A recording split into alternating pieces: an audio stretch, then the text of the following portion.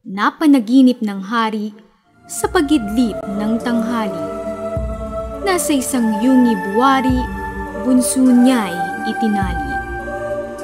Nang gapos na ng katawan ng lubid na pagkatibay, sinipan at tinadyakan, sa mukha pa ay tinampal. Saka biglang itinulak sa banging kagulat-gulat, sa ilalim ng lumagpak ang hininga ay nautas. At siya ng pagkapukaw nitong hari sa hihigan, ang puso at gunang-gunang sa pupo ng kalumbayan. Di rin namin nasumpungan ang bunso mong minamahal, at sa aming kapaguran, ito po ang natagpuan.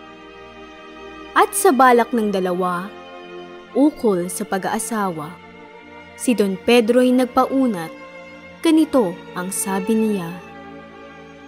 Kung ako po'y tatanungin, si Leonora na ang akin. Si Don Diego'y ikasal din, kay Doña Juanang butihin. Mulang ako'y maulila, sa akin pong ama't ina. 7 taon kong panatang, mamuhay ng mag-isa. Pairugan si Leonorang magpatuloy sa panata. Pedro'y pasasaan bagang, di matupad iyang pita.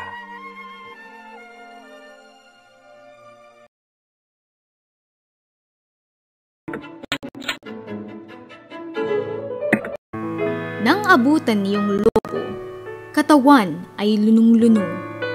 Lasog pati mga butot, tugoy nunukal sa ulo. Buong suyong pinahiran, bawat pasa ng katawan. Gayon din ang mga pilay na malubha at hindi man.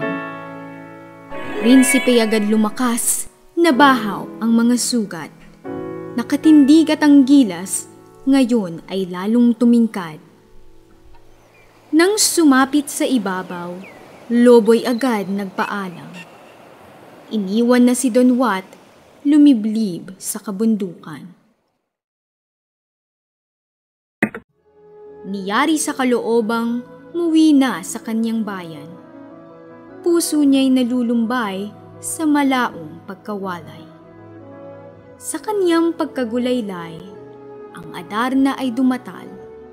Ang prinsipey na tanawat agad nakilala naman.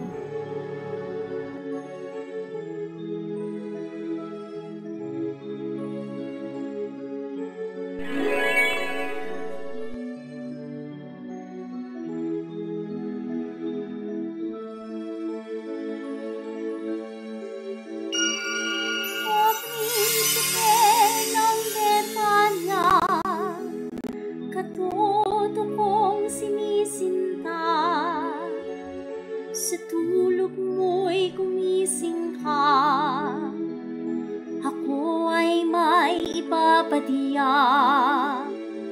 Limutin sa alala ang giliw mong si Leonora.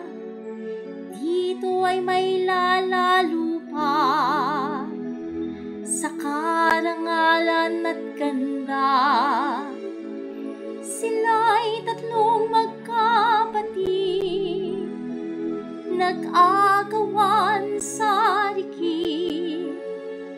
3 mutya ng pag-ibig, sa mundo'y walang kaparis. Sa 3 iyon